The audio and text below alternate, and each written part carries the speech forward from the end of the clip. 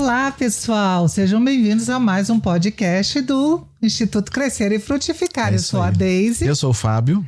E esse é o podcast número 9. 9, ainda bem, eu ia falar 8, hein? 9, verdade. Nós já tivemos... sobre o quê, né? 9 sobre o Apocalipse. A série que nós estamos fazendo agora, né? Isso. Porque a gente falou sobre as igrejas. Primeiro nós tivemos a introdução depois fizemos igreja por igreja.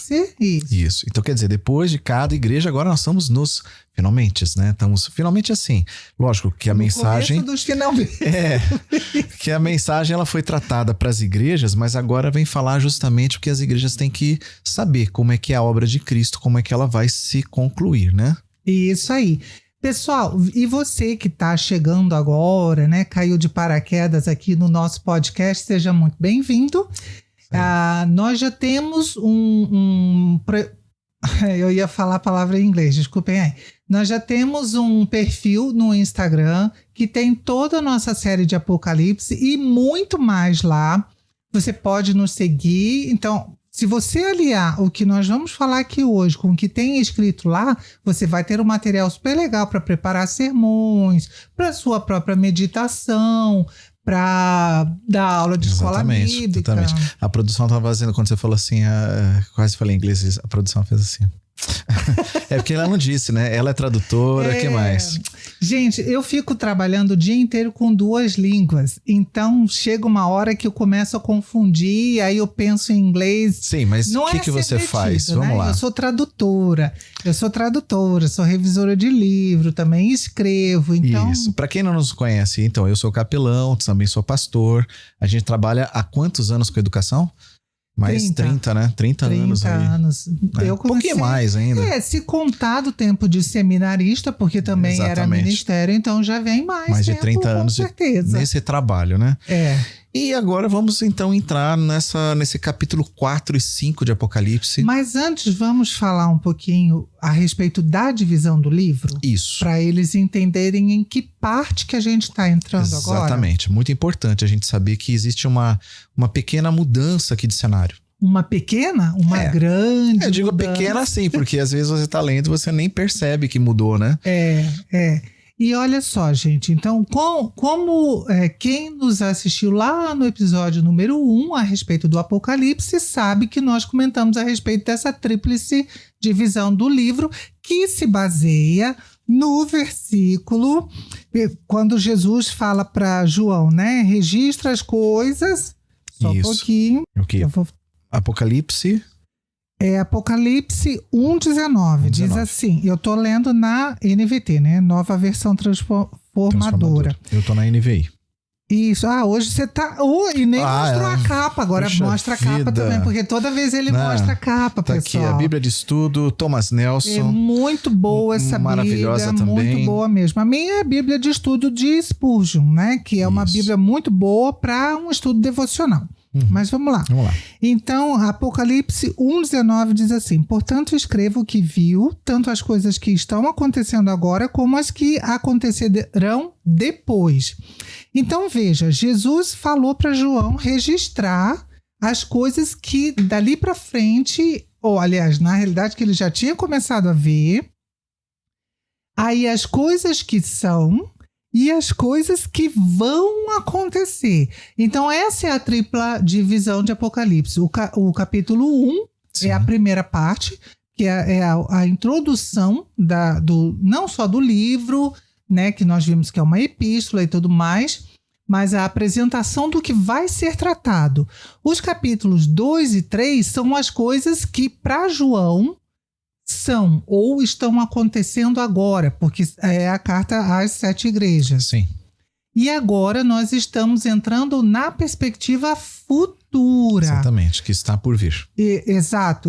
Então, para nós, acaba o 2 e o 3, ele é passado e presente, porque essas igrejas, nós já falamos exaustivamente, representam as igrejas de todos os séculos. E é interessante porque fazer essa divisão aqui deixa claro, porque nós lemos no versículo 19, que o assunto do que está acontecendo com relação às igrejas, elas representam sim as igrejas ao longo da história e à volta do mundo, mas existe uma interpretação que não é das melhores, mas tem pessoas que insistem ainda a dizer que a igreja passa pelas eras de acordo com cada carta para cada igreja, ou seja, uma igreja por vez seria um período da história.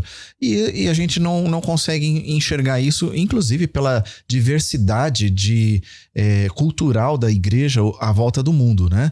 Então tem momentos que em alguns países a igreja ela não está bem, que você pode dizer, olha, está parecendo com aquela igreja A ou B, que é repreendida, e aí existem outros lugares no planeta que a igreja está indo muito bem, e aí parece uma igreja boa como a C e a D, né? Então a gente tem que entender que a gente não... Fica difícil a gente interpretar dessa forma. Agora, quando você percebe, é o tempo presente, mas ela reflete comportamentos de igreja ao longo da história, tá joia. Agora sim vai vir o futuro, né? Que a gente vai tratar no texto. Ou seja, aquilo que tá todo mundo esperando, que João tá... ele tá para revelar do que vai vir. Eu digo todo mundo esperando por quê? Porque aquelas igrejas estão em sofrimento e essa é uma mensagem de Jesus para a igreja em sofrimento. Então o que a gente tem que entender, né? Voltando ao que nós falamos um pouco nos outros episódios, é que o livro de Apocalipse não é um livro de terror, é um livro de consolo e é um livro de louvor, que a gente vai ver muito isso hoje. Sobre isso que você falou, é muito importante, pessoal, que vocês saibam que eu e o Fábio queremos ser muito responsáveis aqui enquanto estudamos o Apocalipse com vocês e não ficar especulando como se faz ao longo de séculos e agora cada vez mais que fica se encontrando uma besta, um sinal da besta. Uma marca. Enfim, a Babilônia é isso, a Babilônia é aquilo e já mudou tanto de interpretação que nós não vamos fazer isso aqui. Sim. Nós não vamos ficar tentando prever coisas que são furadas, que já foram feitas no passado. O que é Gog e Magog, onde é o grande encontro final. Tem um monte de coisas que já foram descartadas, mas que... sim, milênio não, Exato. Arrebatamento sim, arrebatamento não. Agora, isso foi motivo, inclusive, de separação entre denominações. E, inclusive, de discriminação com relação à fé de outras denominações quando você se apegava a determinadas interpretações. Essa questão, gente, de pós-milenismo, pré-milenismo. Se você não sabe nada disso, nunca ouviu falar nisso, fica tranquilo porque você não está perdendo muita coisa não, tá? Milenismo. Assim, nós não vamos fazer esse tipo de coisa aqui. Nós queremos trazer a mensagem central do Apocalipse. Exatamente. Que é uma mensagem, como você acabou de falar, e nós vamos repetir, é uma mensagem de esperança. De esperança. Nós vamos entrar aqui na questão do louvor, da majestade, ou seja, é também uma mensagem que para nós serve como um devocional, porque toca muito o coração. Esses 2 capítulos que nós vamos trabalhar hoje, a Daisy chorou, eu chorei lendo, e espero que a gente se segure aqui, porque ele é maravilhoso. Quando você entende a dimensão do que está acontecendo ali, a gente vai falar sobre isso, mas é exatamente isso que é a proposta. Então, eu sei que vai decepcionar muita gente ouvindo isso, mas ele não vai falar, eles não vão falar disso. Não, nós vamos entrar na questão do milênio? Vamos falar agora, nós não vamos nos apegar em nenhum aspecto que é especulativo, exatamente. E que muitas vezes está ligado a algumas denominações, porque elas interpretam todo o pensamento delas baseado às vezes em alguns pontos aqui. Então nós não vamos apoiar especulações, nós vamos citar uma coisa ou outra.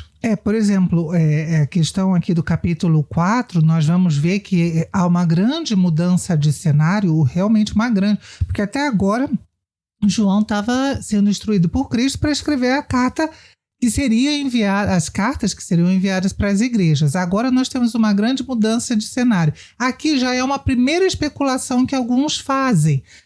Isso aqui representa o arrebatamento. Mas, sabe, não fala de arrebatamento. Não Aliás, o Apocalipse nem fala de arrebatamento. Né? Você não vai encontrar essa palavra. Não tem a palavra arrebatamento. A única coisa que a gente vê no texto, que está muito claro, o texto ele diz, né? João foi levado em espírito. Acho que a gente pode já entrar aqui e começar a leitura, né? Vamos. Vamos lá, posso ler ou você lê? Não, tanto faz, para mim tanto faz. Vamos lá, então eu vou ler o texto aqui. Então, vamos lá. Capítulo 4, versículo 1. Depois dessas coisas olhei, e diante de mim estava uma porta aberta no céu. A voz que eu tinha ouvido no princípio falava comigo como trombeta, e disse: Suba para cá, e lhe mostrarei o que deve acontecer depois dessas coisas. Imediatamente eu me vi tomado pelo Espírito, e diante de mim estava um trono no céu, e nele estava sentado alguém. Aquele que estava sentado era de aspecto semelhante a jaspe e sardônio.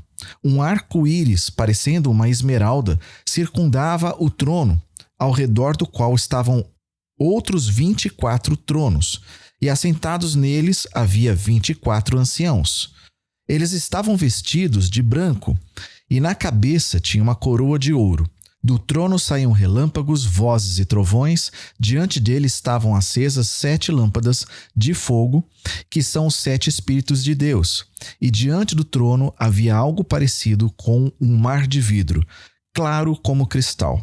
No centro, ao redor do trono, havia 4 seres viventes, cobertos de olhos, tanto na frente como atrás. O primeiro ser parecia um leão, o segundo parecia um boi, o terceiro tinha rosto como de homem, o quarto parecia uma águia em voo, e cada um deles tinha 6 asas e eram cheios de olhos, tanto ao redor como por baixo das asas. Dia e noite repetem sem cessar: Santo, Santo, Santo é o Senhor, o Deus Todo-Poderoso, que era, que é e que há de vir. Toda vez que os seres viventes dão glória, honra e graças àquele que está sentado no trono e que vive para todo sempre, os 24 anciãos se prostram diante daquele que está sentado no trono e adoram aquele que vive para todo sempre. Eles lançam suas coroas diante do trono e dizem: Tu, Senhor e Deus nosso, és digno de receber a glória, a honra e o poder, porque criaste todas as coisas. Por sua vontade elas existem e foram criados. Que coisa mais linda, né? Vamos parar aqui no capítulo 4, depois a gente lê o capítulo 5, né? Isso. Irmão, vamos lá. Bíblia, caneta e um caderno aí para você começar a anotar, tá? Para quem tá na plataforma de vídeo, né? Quem tá na plataforma de som aí, ouvindo no rádio do carro, né? Depois você anota, mas pode ser que também esteja ouvindo no Spotify e em casa, né? Exatamente. Não sabe. Então, exatamente. Enfim. Então, anote aí o que a gente vai falar daqui para frente. Então, a mudança de cenário é justamente essa. O que ele vai ver agora são os eventos futuros. É a terceira parte do livro do Apocalipse, como a gente falou. E nada melhor do que enxergar o futuro da perspectiva do alto, irmão. Você tem esperança. Sim.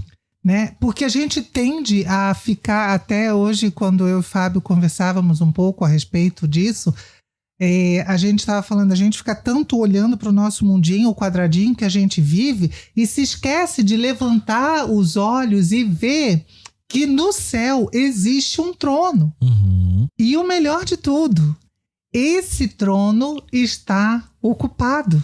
Exatamente, não é um trono vazio. Isso tem um significado tremendo. Tremendo. Porque ter um trono ocupado vai, inclusive, contra uma teologia que por um longo tempo foi acreditada no mundo depois que veio o neoliberalismo, né? Que é que Deus é o Deus que, se ele criou, ele abandonou. Então, quer dizer, não tem governo. O relojoeiro, né? É o relojoeiro. Quer dizer, a gente tá assim, à deriva. O homem que tem que levantar e cuidar de tudo. Vamos explicar para eles o que é o relojoeiro, né? Talvez as pessoas nunca tenham ouvido. É como se fosse uma metáfora criada pelo neoliberalismo, que o relojoeiro deu corda no relógio, como se dissesse... Criou, deu corda, ou seja, deixou o mundo rodando e tchau, fica para a próxima. Sim. E aí a gente tem que, a partir daí, o homem tem que cuidar de tudo e se reerguer, como se tudo estivesse na mão do ser humano. Lógico que a gente não está aqui atacando, nem falando mal, que nós temos que ser responsáveis com relação ao planeta e tudo mais.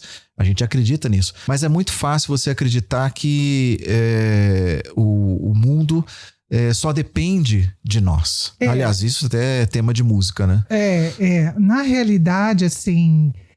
claro que nós temos a responsabilidade, Deus nos deu essa responsabilidade, nós temos escolhas a fazer, inclusive pelas quais a gente vai responder diante de Deus. Exato. Mas a soberania é dele. Isso, e então, nós vamos... Se não cai nem a folha de uma árvore sem que Deus permita, então É pra gente saber disso, gente. Não importa quão caótico o mundo possa estar ou possa vir a ficar. Sim. E tem gente que não gosta desse tema, de chegar diante do trono é um problema. Vamos começar a tratar aqui do capítulo 4. Eu queria falar de duas coisas. Primeiro, aquele mar de vidro.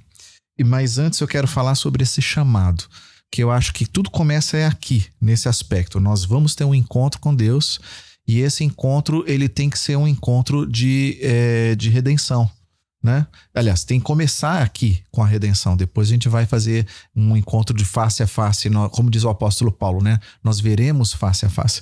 Mas vamos lá, diz assim, no começo do texto, depois dessas coisas, olhei e diante de mim estava uma porta aberta no céu. A voz que eu tinha ouvido no princípio falando comigo como trombeta, disse.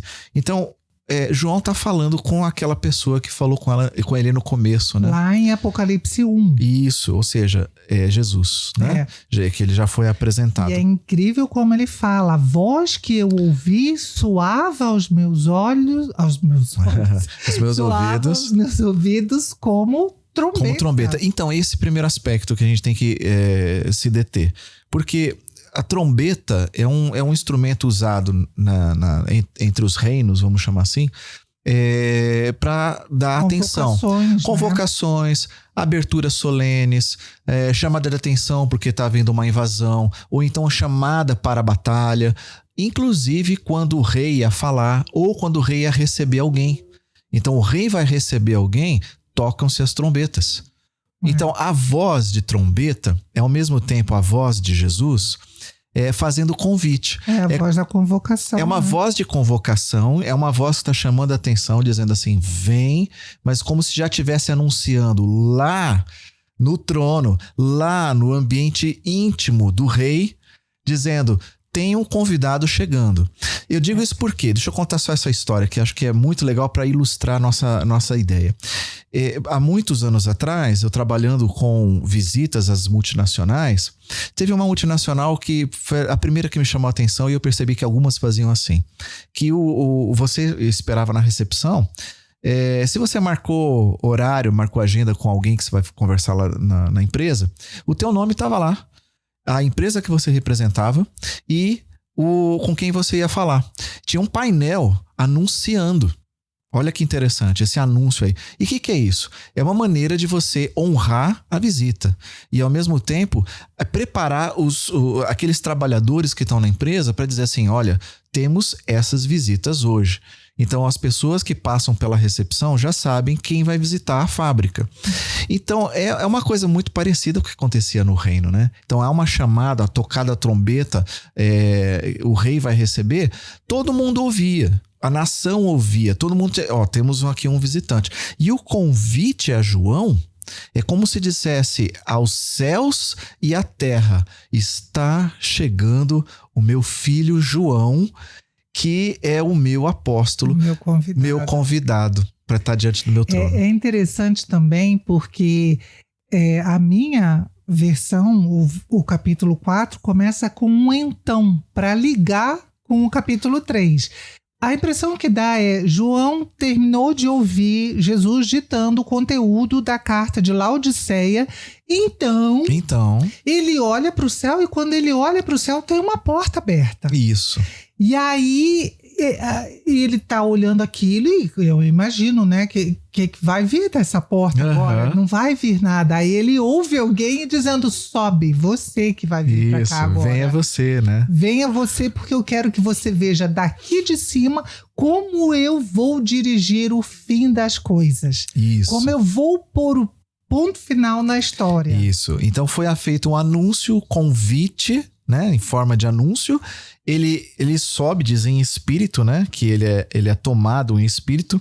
E diante dele estava o trono. Então ele entrou na sala do trono do Rei dos Reis. E é interessante porque assim, essa imagem que João está usando aqui do trono, 24 tronos cercando esse trono. Isso. E mais outros seres servindo, adorando.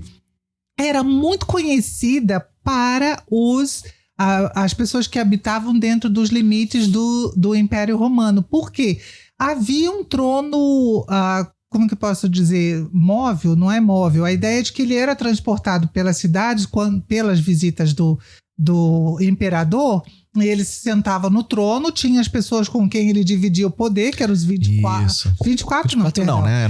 Era as pessoas com quem ele dividia o poder e os servos que vinham, e o povo que ficava bajulando ele. Isso. Aqui nós não temos bajulação, nós temos adoração. Ou seja, uma rendição plena. Isso, e com isso João está deixando bem firme na cabeça daquelas pessoas que não era Roma que estava no trono, era Deus que estava no trono. Embora a imagem pudesse ser conhecida, era Deus que estava no trono. Agora, o mais interessante, vejam, Deus, novamente, ele não se apresenta com uma imagem pessoal.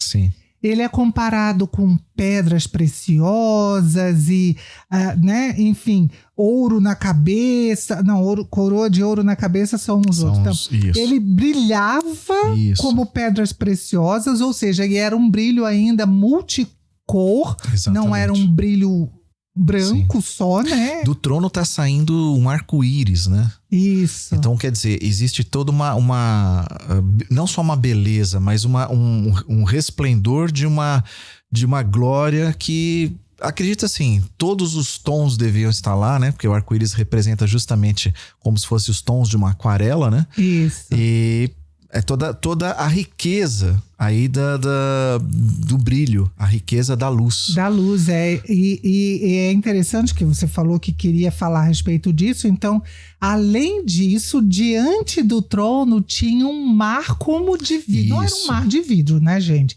Era um mar como de vidro. Isso. Brilhante ainda. Eu fico só imaginando João vendo tudo aquilo e dizendo: meu Deus, eu tô vivo ainda, né? Para começar. Mas eu acho que é aí que tá, né? Esse é o momento desse mar.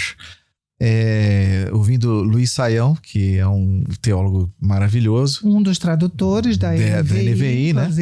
E ele lembrou que o que nós estamos vendo aqui é a representação, porque o tabernáculo é a representação do céu. E então a gente pega o tabernáculo e a gente desenha, entende o formato dele, a gente começa a entender os aspectos que estão no céu. Porque Deus vai tabernacular, mas na verdade Deus está trazendo o reino dos céus à terra, né? Representado no tabernáculo. No tabernáculo. Né? E a primeira coisa que você via na entrada do tabernáculo, o que era? Era a bacia de bronze. Uma das primeiras, né? Não, eu tô falando que a primeira era o sacrifício, né? Era o altar de sacrifício. Mas em seguida vinha a bacia. Exato. É que no templo havia uma disposição parecida, um pouquinho diferente, né? Que a bacia estava mais para a esquerda aqui, né?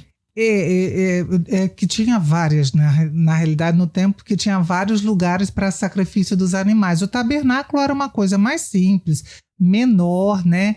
E aí, configurada daquele jeito que você falou. Primeiro o altar, depois a bacia. Porque para entrar no lugar santo, na presença de Deus, eles tinham que... É porque esse altar e a bacia, eles ficavam no átrio. Isso. Onde as pessoas podiam até entrar e ver e tudo bem. Mas no santo lugar, só o sacerdote podia entrar. Exatamente. Ou seja, à frente do trono tem o que aqui? Nós temos a água. A água, isso. Né? Que era um acesso de purificação. Ou seja, eles tinham que passar pela purificação. Como o sacerdote tinha que fazer antes de entrar na presença de Deus, né? Isso. Ele tinha que passar por um processo de lavar as mãos e se preparar para poder entrar na presença de Deus, porque Deus é puro, né? Então, o que João está fazendo aqui é justamente vendo, né, essa imagem.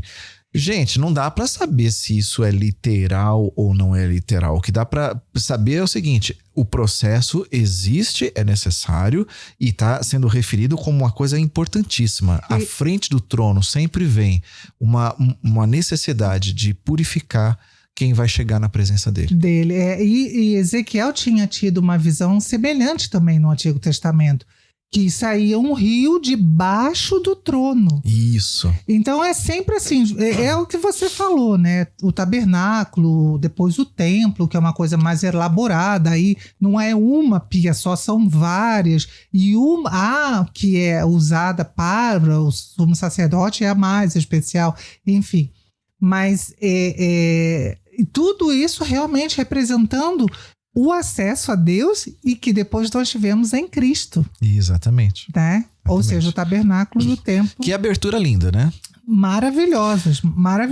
E veja, além dos todos os seres, vamos falar dos 24 anciãos, sim, né? É muito importante falar deles também. Quem são os 24 anciãos? Muita gente quer saber, porque fica confuso. O que é 24 velhinhos?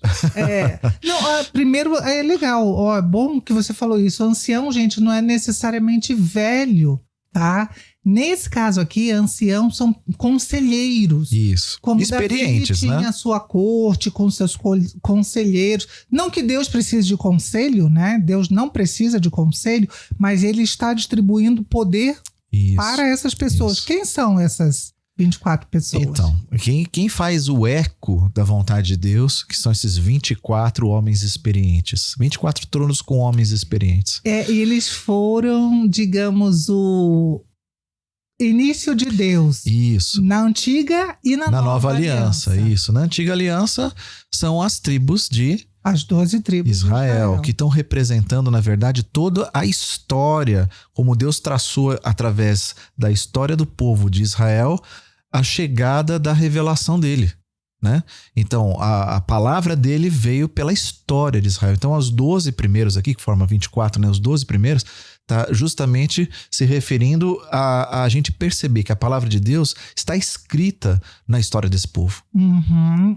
E os outros 12 são os 12 apóstolos. Exatamente. Que também eram judeus. Exato. Né?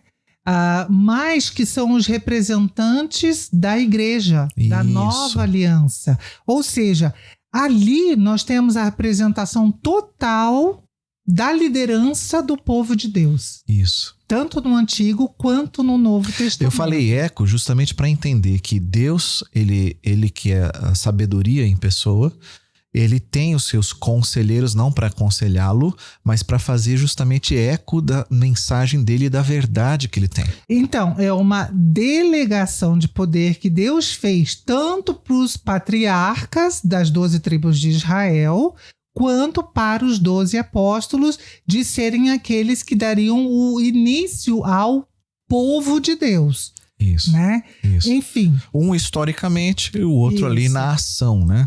Gente, e aqui tem várias cenas que lembram o Antigo Testamento.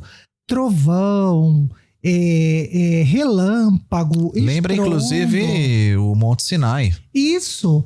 É exatamente isso. O Monte Sinai, quando Deus se manifestou no Monte Sinai, não havia ainda, pessoal, o tabernáculo. Sim. Foi ali que Deus deu o plano para o tabernáculo. Então, Deus fez o trono dele momentâneo na terra sobre o Monte Sinai. Tanto que a reverência era tanta que Deus dizia, enquanto eu estiver me manifestando lá em cima, Deus mandou traçar um limite ao redor do monte e falou: nem homem, nem mulher, nem criança, nem gado, nem animal nenhum deve pisar aqui enquanto eu estiver me manifestando. Então o monte era santo enquanto Deus se manifestava. Isso. Quando terminava os sinais da manifestação de Deus, aí todo mundo podia chegar perto. Ele era o Deus do monte, né? El Shaddai, né? Isso. É isso, né? Se eu não estou enganado, tô fazendo memória aqui. Então, essa é uma das interpretações. Isso, né? Mas a ideia é que ele é altíssimo, né? Ou seja, que a majestade dele é altíssima. Mas essa majestade vem depois tabernacular no meio desse povo. E em Jesus, né? Da forma mais humilde. Aqui tudo a gente vê grandioso. Depois João vê seres que são também, que também tinham sido vistos, seres muito semelhantes a esse por Ezequiel. E ele vê esses seres diante do trono cantando Santo, Santo, Santo. E isso lembra outro profeta. Exatamente. Isaías. E aí eu fico imaginando, porque quando Isaías teve essa visão, sim, a primeira coisa que ele falou foi: ai de mim. Sim. Ele estava vendo os serafins, né? Os querubins, agora tô confuso. Não, os serafins, né? Eu não, gente, eu não sou muito de angelologia. Na verdade, assim... Ele estava vendo anjos. Até os teólogos se batem nesse ponto. Porque a hierarquia dos anjos, né? Ela não é, assim, tão clara, não se sabe. Inclusive esses seres aqui, não se sabe, mas eles parecem exatamente os seres que estão na presença de Deus, né? Mas lá de Isaías, eu digo. Porque lá eles cantavam sem parar, santo, santo, santo. 6 asas também eles dia tinham. E noite, exato. Né? Duas voavam, 2 cobriam o rosto, 2 cobriam os pés. E aqui eles estão cantando o mesmo cântico que Isaías viu. Sim. Santo, santo, santo, né? Então. Enfim, e cada vez que esses seres davam essa glória a Deus, gente, que coisa mais linda. Os 24 anciãos, eles se prostravam. Sim. E adoravam. Tem gente que vai dizer assim, não, você vai falar o quê? Que eles são, que eu vou falar, né? Arcanjos, né? Arque de primeiro, principal, ou seja, maior na hierarquia. Arcanjos, ou seja, os anjos superiores. Sim, eles são os arcanjos, mas aqui não estou falando que arcanjo na classificação de alguns vai dizer, primeiro serafim, depois querubim, depois arcanjo ou arcanjo. Esse negócio não tem que entrar. É tão especulativo. A gente só tem que entender uma coisa, existem seres especiais que estão diante do trono, porque outros a gente vai ver no próximo capítulo que eles estão à volta. Então, e outros que estão conversando com João. Isso. Exatamente. Né? Então, existem anjos que são numa categoria principal. E essa forma como eles se expressam, dizendo santo, santo, santo, que a gente também já traduziu aqui, que seria o superlativo, né, no hebraico, 3 vezes. Então, declarando santíssimo é o Senhor, e constantemente. Eu, particularmente, eu não acredito que isso daqui seja uma repetição como um mantra sem parar eternamente. Para mim, eu acho que, na verdade, embora o texto está falando, sim, eles estão dizendo, eles estão declarando, mas acho que se declarar tem mais a ver com o jeito como eles se comportam na presença de Deus, que declara, que se rende, que faz com que Deus seja maravilhoso, santifica. A gente tem que entender que tudo que a gente vai ver hoje no capítulo 4 e 5, principalmente no 5, que é essa beleza do louvor a Deus, é reflexo de tudo o que Deus é e tudo o que Ele criou. Porque Ele faz muitas coisas partindo da imagem e semelhança dele, né? Ou seja, a característica dele, a diversidade da beleza, a riqueza, o poder, todas essas coisas. Então, para mim, esses anjos aqui que estão falando santo, santo, santo, eles estão fazendo um eco sobre toda essa graça que sai da presença do rei. Né? E é legal, assim, também, porque eles cantam. Os 24 anciãos, eles estão coroados, vejam bem, olha, essa é a atitude, tá, irmão? Né? Segura a coroa na cabeça, rainha, como algumas mulheres falam, não. Diante de Deus, você tira a coroa e põe nos pés dele. Isso, esse lançar da coroa quer dizer assim, quem é digno é o Senhor. E olha, isso daqui é muito... Porque eles lançam a coroa ali e aí eles já falam, tu és digno, Senhor nosso Deus, de receber glória, honra e poder, pois criaste todas as coisas. Ou seja, aqui está deixando bem definido quem é o Deus que está no trono. É o Deus Pai, Criador, que está sendo louvado pelas criaturas do céu. Isso. E pelos homens também. Exatamente. Né? Deus está sendo louvado por toda a sua criação como o Deus Criador. Agora, no capítulo 5, vai haver a mudança. Isso, vamos lá? Vamos lá. Agora é contigo. Então, eu vou ler aqui na NVT. Então, na mão direita daquele que estava sentado no trono, vi um livro escrito por dentro e por fora e lacrado com 7 selos. Vi um anjo poderoso que perguntava em alta voz: quem é digno de romper os selos deste livro e abri-lo? Mas não havia ninguém no céu, nem na terra, nem debaixo da terra, que pudesse abrir o livro e lê-lo. Comecei a chorar muito, pois não se encontrou ninguém digno de abrir o livro e lê-lo. Então um dos 24 anciãos me disse: não chore. Veja, o leão da tribo de Judá, o herdeiro do trono de Davi, conquistou a vitória. Ele é digno de abrir o livro e os 7 selos. Então vi um cordeiro que parecia ter sido sacrificado, mas que agora estava em pé entre o trono e os 4 seres vivos e no meio dos 24 anciãos. Tinha 7 chifres e 7 olhos que representam os 7 Espíritos de Deus enviados a todas as partes da terra. Ele deu um passo à frente e recebeu o livro da mão direita daquele que está sentado no trono. Quando o cordeiro recebeu o livro, os 4 seres vivos e os 24 anciãos se prostraram diante dele. Cada um tinha uma harpa e taças de ouro cheias de incenso, que são as orações do povo santo, e entoavam um cântico novo com essas palavras: Tu és digno de receber o livro, abrir os selos e lê-lo, pois foste sacrificado e com teu sangue compraste para Deus pessoas de toda a tribo, língua, povo e nação. Tu fizeste delas um reino de sacerdotes para o nosso Deus, e elas reinarão sobre a terra. Então olhei novamente e ouvi as vozes de milhares e milhões de anjos ao redor do trono e também dos seres vivos e dos anciãos.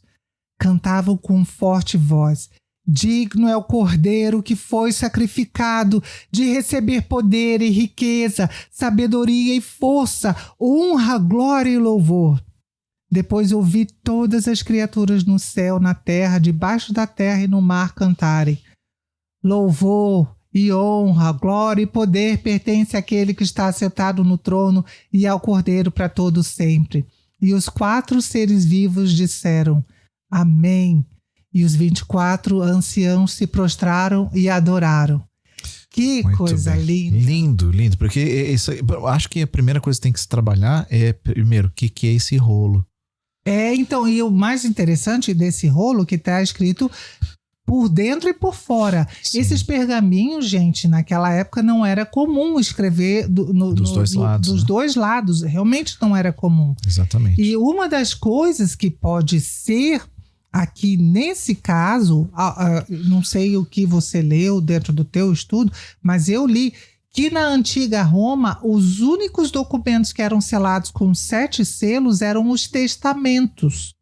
Uhum. Tá? Foi isso que você... Não, eu não vi nenhum teólogo entrando muito nesse assunto. Então eram os testamentos. O que é testamento? É aquilo que uma pessoa viva que está para morrer está deixando de herança para a sua família, né?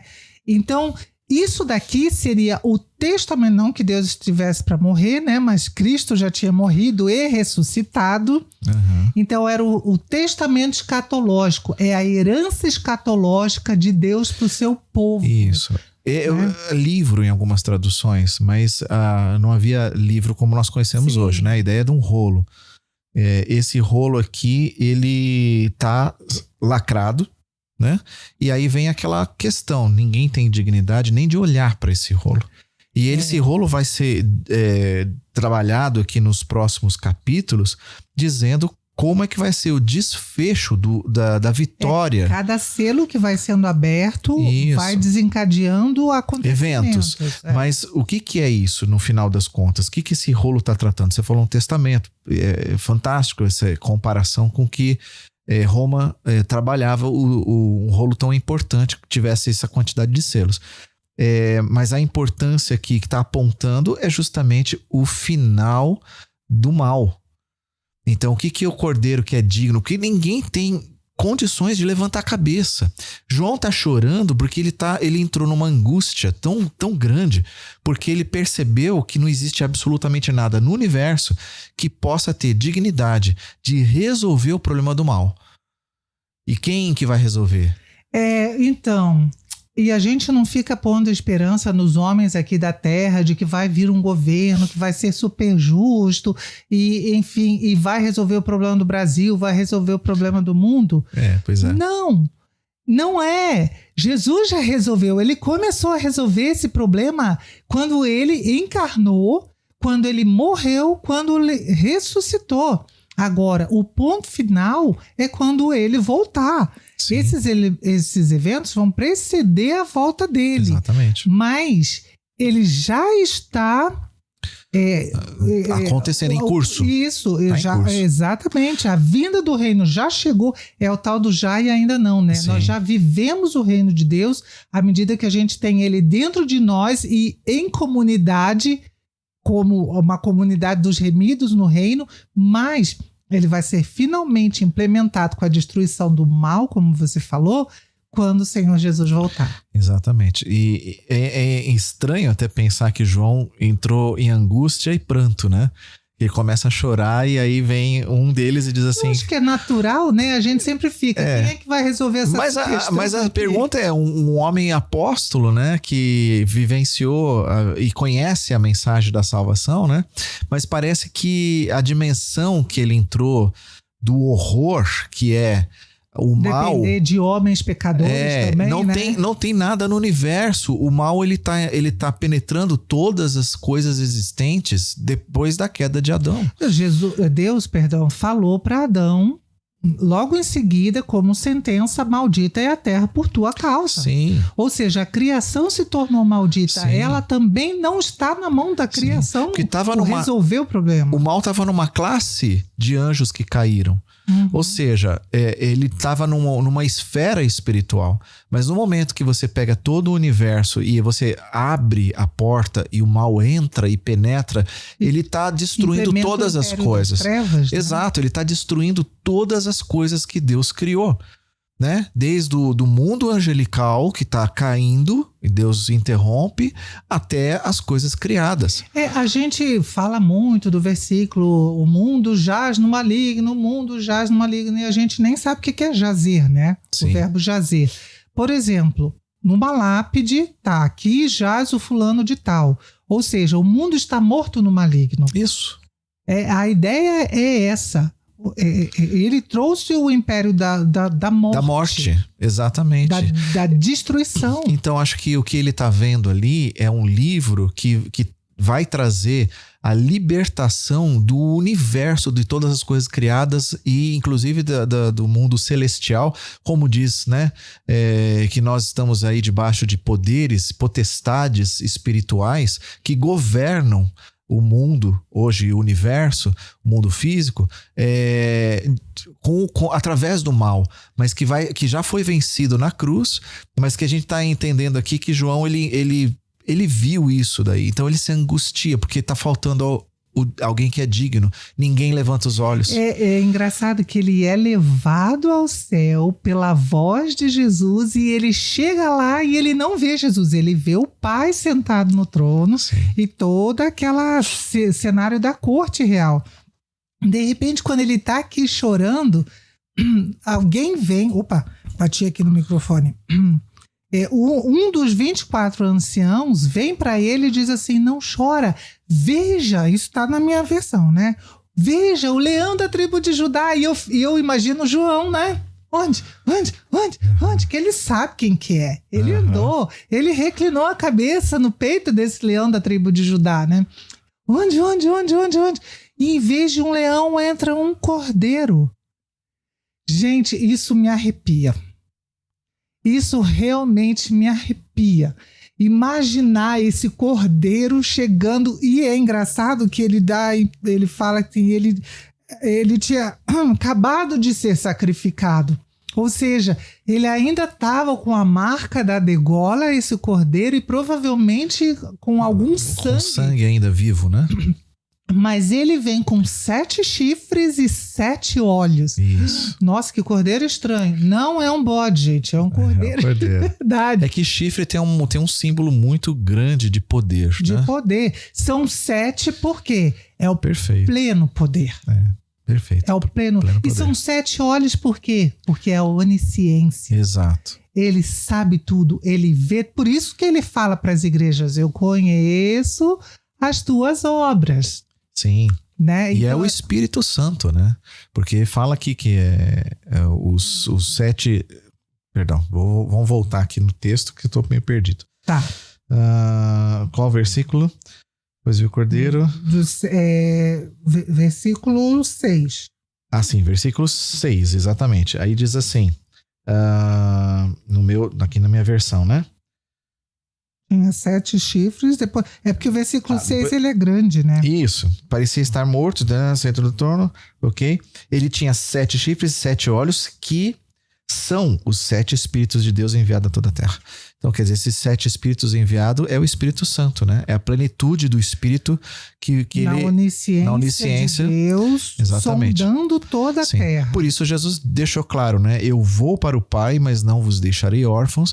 E ele está dizendo que o Espírito dele estaria com os seus discípulos. Agora, olha que lindo, né? Esse cordeiro surge, se põe diante do trono, no meio dos 24 anciãos, e Hebreus fala que Jesus se apresenta diante de Deus no meio da congregação, no meio dos seus irmãos, e ele não tem vergonha disso. Isso. Gente, isso é tremendo, isso é realmente tremendo. E, irmão, se você não tem esperança, quando você medita que tem o Deus no trono e que Deus governa o mundo através desse cordeiro que tem todo o poder, que sabe de todas as coisas, que domina todas as coisas, que já venceu o inferno, que já venceu a morte, eu não sei mais o que pode te trazer esperança. Sim. Agora, entramos num aspecto que é lindo, que parece salmos, né? Cantados aqui. Mas eu queria chamar a atenção porque eu meditando vi aqui 3 aspectos desses cânticos, né? O primeiro... Só antes de você começar com os cânticos começam quando? Quando ele recebe... O livro, exatamente. Quando ele recebe o rolo, aí... Ele é o digno. Agora, ele é o digno, então exatamente. Todo mundo se anima, né? E aí começam porque os cânticos. Porque estava um silêncio, estava todo mundo, cadê, né? É como se fosse uma torcida, né? Chegou o campeão, né? Agora levanta tudo. E aí começam as músicas. E eu fico imaginando, né? Às vezes a gente imagina o céu... Nada contra canto gregoriano, misericórdia. Voltando, nada contra canto, misericórdia, mano. Vamos lá de novo, que agora vai sair. Nada contra os cantos gregorianos, são bonitos, é uma arte e tudo mais, mas eu acho que diante dessa chegada do leão, que é um cordeiro, é mais aquele povo pulando e cantando e festejando mesmo. É como a turma às vezes lá na tribo bate tambor e pula e grita, mais ou menos assim. Mas o primeiro aspecto aqui que eu vejo, e quem começa, né, o cântico, e diz aqui que é um cântico novo, né? E são os anciãos, né? Porque eles têm na mão, eles têm uma harpa e taça cheia de incenso, taça de ouro cheia de incenso, que é a oração dos santos. Que é a oração dos santos. Sim.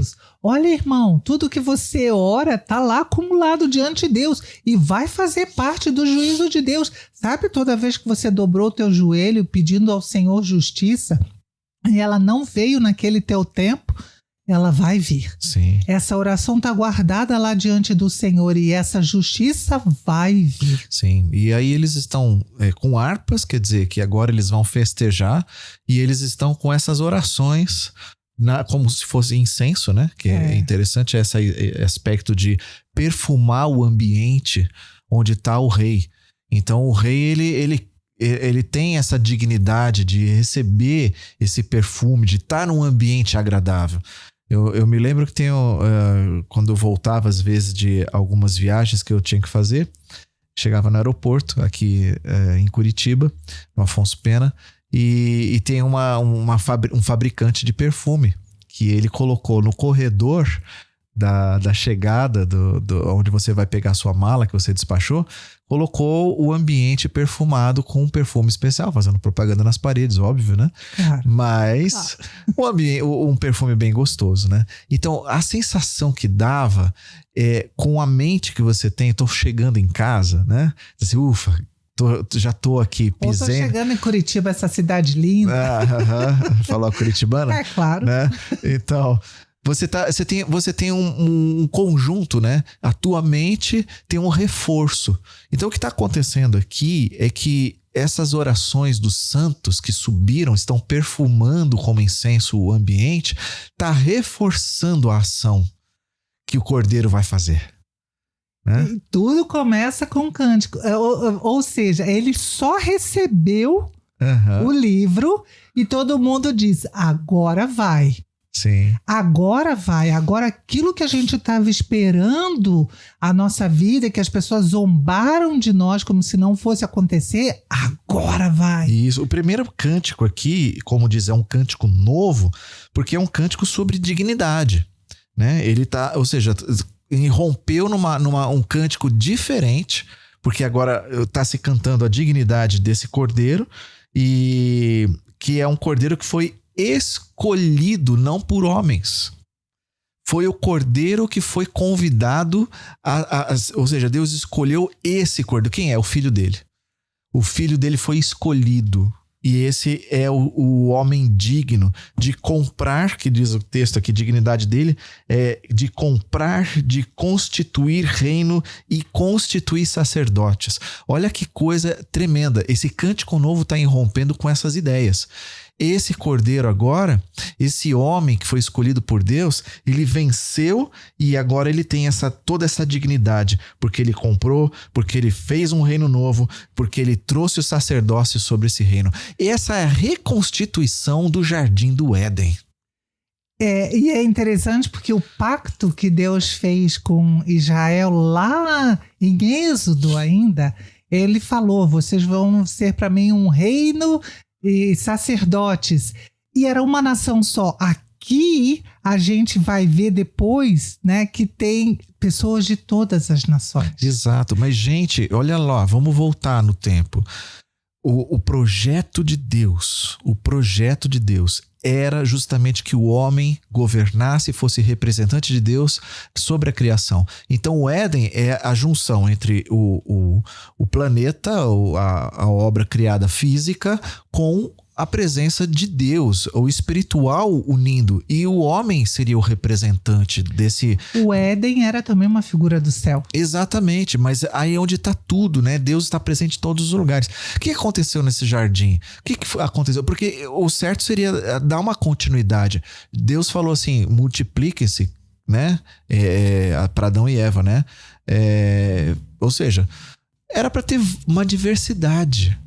Mas Satanás, ele traz uma proposta e rompe todo esse projeto numa dor, numa desgraça, na morte, no egocentrismo que tem causado morte atrás de morte, e pais odiando filhos, filhos odiando pais, e os seus vizinhos, os vizinhos se odiando, as pessoas se odiando, as nações se odiando, as guerras e tudo mais. Isso tudo é fruto de ter tirado o nosso coração, de estar ligado ao coração de Deus e ter colocado em nós um ego que buscou a sua própria vontade. Isso interrompeu uma história, interrompeu um projeto. Agora, Jesus está trazendo aquilo que Satanás tentou emporcalhar, tentou trazer a destruição completa. Jesus está dizendo, eu sou vitorioso. Ele tem nas mãos todo poder, honra e glória para isso. Por isso que há essa alegria no céu, né? Gente, enquanto o Fábio falava, eu estava abrindo aqui um dos livros que eu gostaria muito de recomendar a vocês. Lendo o Apocalipse com responsabilidade, irmão. Lendo o Apocalipse com responsabilidade. Esse autor também não é especulador, tá? Desses que vai ficar tentando prever quem é a besta, quem é o anticristo, quem é o... Enfim, ele não vai tentar prever. Agora, olha que bonito aqui. Ele tá... na realidade, o nome dele é Michael Gorman. Ele tá citando aqui Richard Hayes, que diz assim: o choque dessa reviravolta revela o mistério central do Apocalipse. Deus conquista o mundo, não por meio de uma demonstração de força, ou seja, não é pela força do leão, mas é quando ele se manifesta, né? Aqui eu tô, mas por meio do sofrimento e da morte de Jesus, a testemunha fiel. Exatamente. Olha que coisa mais linda, né? Então, lendo o Apocalipse com responsabilidade. Muito bom. O triste é que muitos, eu digo aqui, muitos que são apegados à religião antiga, acha que o cristianismo ele é idólatra. Mas não entendeu que só ele, Deus, poderia resolver essa equação. Porque a maneira como foi derrubado o Éden, e aí colocou o homem para fora e toda a natureza passou a gemer, agora está sendo revertida pela própria ação de Deus. E não é porque Deus simplesmente se esqueceu ou ele apagou da memória dele. Não, é porque ele veio resolver isso. E aí vem a segunda parte aqui do louvor. Então, o primeiro louvor é dos 24 anciãos. Isso. O segundo louvor é de milhares e milhares de anjos. Exatamente. Agora eles estão cantando de uma maneira que está falando da dignidade desse cordeiro de receber poder, louvor. Aliás, é do poder ao louvor, né? Porque é poder, riqueza, sabedoria, força, honra, glória e louvor. Ou seja, vai de poder ao louvor, testemunhando já na esfera espiritual. Então ele agiu no mundo físico, no universo, que rompeu o mal, mas que está resgatando e alcançando os céus. Então os anjos estão falando sobre essa dignidade que chegou no patamar deles. Ou seja, nos céus dos céus veio a solução. Né? Então aqui ele é digno de louvor em todas as esferas. Só lembrando, né, como que Jesus conquistou isso. Então Paulo fala em Filipenses, né, falando de Jesus em capítulo 2, quando veio em forma humana, ele humilhou-se e foi obediente até a morte de cruz. Por isso Deus o elevou ao lugar de mais alta honra e lhe deu o nome que está acima de todo nome, e para que ao nome de Jesus todo joelho se dobre no céu.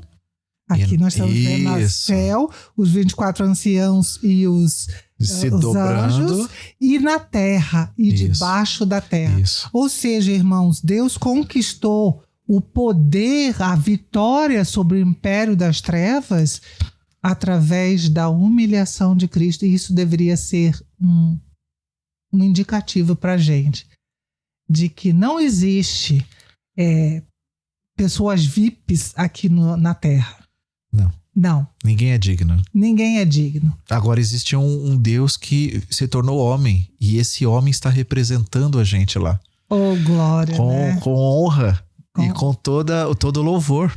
Gente, isso daqui, sabe, até agora a gente estava falando das igrejas e da qualidade, dos defeitos, de coisas de homem. Agora, quando a gente começa a falar de Deus, porque aqui é o Deus Pai, capítulo 4, Deus Filho, no capítulo 5. Quando a gente começa a falar de Deus, o nosso coração tem que se encher de humildade. Sim. E ao mesmo tempo de admiração pela grandeza, pela forma como Deus escolheu o caminho da vitória dele. Só Deus faria isso. Gente, Zeus e a mitologia grega era uma briga entre deuses. Exatamente, por isso que esse trecho falando os anjos estão falando e cantando isso, é porque não tem etapas. Tipo assim, vamos resolver o primeiro problema da terra, mas ainda existe uma guerra no céu. Não existe mais, a guerra foi completamente desfeita. Através do sacrifício de um cordeiro. Exatamente. Isso é que é importante. Vejam, às vezes a gente acha que vai resolver os nossos problemas na base da força. Continua orando, meu irmão. Tua oração está lá no incensário, diante de Deus. Exatamente. Sendo chacoalhado diante do Senhor. E vai chegar o momento que ele vai pegar esse incenso, vai jogar sobre a terra e diz: toda a oração do meu povo, eu vou ouvir, vou fazer a minha justiça. Ele está fazendo, tá? Mas a destruição final ainda está por vir. Ok, e a última parte agora, né? Porque agora, já não é um cântico, aqui eles dizem, ou seja, é um eco, né? Uma palavra que está ecoando. Aonde? Em quem? Em todos as criaturas que existem. Nos céus... O teu diz que eles no versículo falam? 13. Dizem, que dizem. O meu fala cantam. Cantam? Cantam. Olha só, tem que dar uma investigada. Eu deveria ter olhado isso. Mas diz assim, todas as criaturas no céu, na terra, debaixo da terra, no mar, ou seja, né? Céu, terra, mar, que mais? Debaixo da terra também, não escapou ninguém, no universo todo, ou seja, todo o universo tá o quê? Tá clamando. Mas não está repetindo a palavra de Paulo lá em Filipenses? Eu acabei de ler. no céu, na terra e debaixo da terra. Está repetindo. Ou seja, todo o universo físico está declarando, né? Aquele que está sentado no trono e ao Cordeiro, seja o louvor, a honra, a glória e o poder para todo sempre. Então, e os 4 seres vivos disseram amém. Mas olha aqui, que eu acho lindo essa declaração dessa criação, porque isso é teologia natural. Você lê justamente essa, ainda que seja música, mas aqui eles dizem, porque na verdade você olha para toda a criação e a remissão do que vai ser novos céus e nova terra, e você olha para tudo e tudo está declarando, é de Deus. Ele é digno, ele é o único que está sentado no trono, seja o louvor, a honra, a glória, o poder para todo sempre. Então, não é que essa mesa está falando isso, não é que esses livros estão falando isso, não é que os animais, meu cachorro não está declarando isso, a vida dele declara isso, né? Os peixes do mar, a vida deles declaram isso. A nossa vida tem que ser louvor e adoração. Sim, porque aquilo que existe louva ao Senhor, porque declara, só pela existência, declara o quanto ele é maravilhoso, né? O que falta ao homem agora é o coração. E aquele homem que se rende, esse homem se torna não só o homem que louva com os lábios, mas com toda a sua vida, como toda criatura que foi feita por Deus, né? E diante disso tudo, a gente só pode adorar, como os 24 anciãos fizeram aqui. Irmão, nós estamos encerrando aqui esse estudo de Apocalipse 4 e 5 e a gente espera que isso tenha te trazido esperança. Amém. Porque esse é o fundamento. Olha, vejam, o capítulo 4 e 5, na realidade, eles são... Você entender ele, você vai entender todo o restante do Apocalipse. Porque sempre vai falar do Deus Pai no trono, das criaturas louvando o Senhor, vai falar do Cristo exaltado, abrindo selos, porque esse é o trabalho dele até o fim, abrindo selos e, enfim, tudo que vai acontecer daqui para diante está na mão deles dois, não que não estivesse antes, mas só para você perceber que você pode olhar o futuro com esperança. Durante muito tempo, gente, na minha vida eu andei ansiosa, porque nós entramos no ministério desde muito cedo e eu não sei se vocês sabem, mas na maioria das igrejas não se recolhe FGTS, INSS, e eu ficava, meu Deus, eu era nova ainda, eu estava me preocupando como que eu ia me aposentar, como é que ia ser, como que vai ser quando eu ficar velha. E eu lembro que uma vez Deus falou para mim, olha, se não te faltou nada até hoje, não vai te faltar nada amanhã, porque eu sou mesmo ontem, hoje e para sempre. Eu tô com você hoje e eu já tô lá no teu amanhã. Você nem chegou lá. Sim. Eu já estou lá. Sim. Irmão, Deus já está no seu amanhã. Deita a cabeça no teu travesseiro e descansa, não importa a circunstância que você está vivendo. Sim. O consolo, a força para você vencer o teu dia a dia está baseado nisso. Deus Pai está no trono e Cristo Jesus é o vencedor. Sim, o testemunho dos 24, quando eles estão ali se prostrando, adorando e declarando no final, amém, quer dizer que é o testemunho da palavra de Deus no passado, na antiga aliança, na nova aliança. Meu irmão, é pra gente aprender que tudo é por Ele, através dele, para Ele. E só mais uma história. Durante a Segunda Guerra Mundial, enquanto eram levados, né, as pessoas para os campos de concentração, uma família holandesa, ela fez parte da resistência. Isso está no livro O Refúgio Secreto, é outro livro que eu recomendo muito a vocês que leiam. E essa família holandesa, ela estava escondendo judeus na sua casa para tentar preservá-los daqueles horrores que estavam acontecendo. Acontece que alguém delatou essa família, e eu não estou te dando spoiler, tá, irmão? Porque isso está bem no começo do livro.